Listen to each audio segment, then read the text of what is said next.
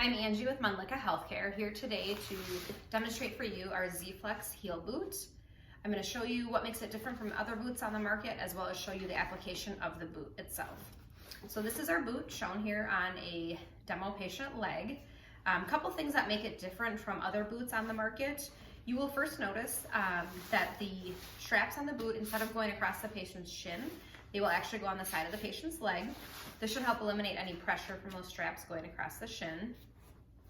Our boot also uses positive air displacement and an air chamber to help both keep it cool as well as help keep the patient's heel floating off of the mattress. So that air chamber wraps around from the front of the patient's shin around the back side of the patient's calf.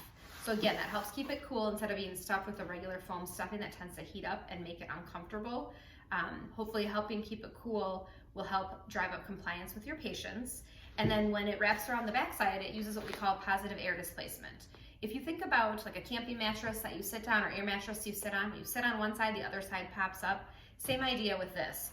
With the weight of the patient's leg coming down on that air chamber, it's going to naturally help pop up the heel and help keep it offloaded off of the mattress.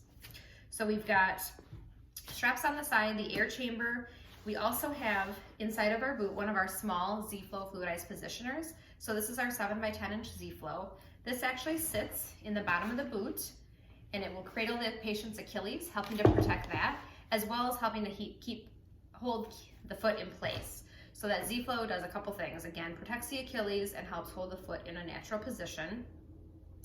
This is put in the boot. You don't have to do anything with it. The air chamber is also pre-filled. You do not have to do any filling of the air chamber itself. And it comes at about 50 to 70% full. That way it has, it's able to use that positive air displacement. The inside of our boot, it has a nice microfiber material and Outlast material in there that also helps maintain temperature and doesn't heat up. So again, hopefully be more comfortable for the patient. When we looked at creating this boot, we wanted to answer 3 questions. 1, is it comfortable for the patient? So will they keep it on and drive up compliance? 2, is it easy for the nurse to use? And 3, does it offload the heel from the bed? And we think that this boot answers all 3 questions. As far as application goes, I'll take this boot off. Again, I'll just show you the inside here. This is that Outlast material that helps keep it cool.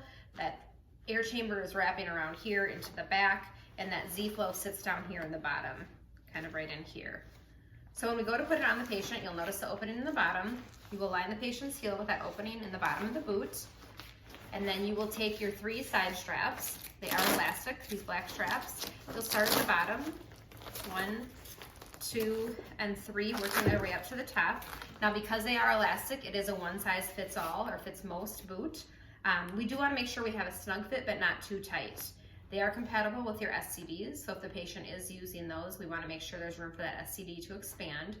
We usually say about 1 to 2 fingers between the patient's boot and leg is a good fit. Once these 3 are put down on the side, you're going to grab the ankle support strap from the bottom and pull that up at about a 45-degree angle. The tighter we pull this or the higher up, the more support we're going to get that bottom of the foot.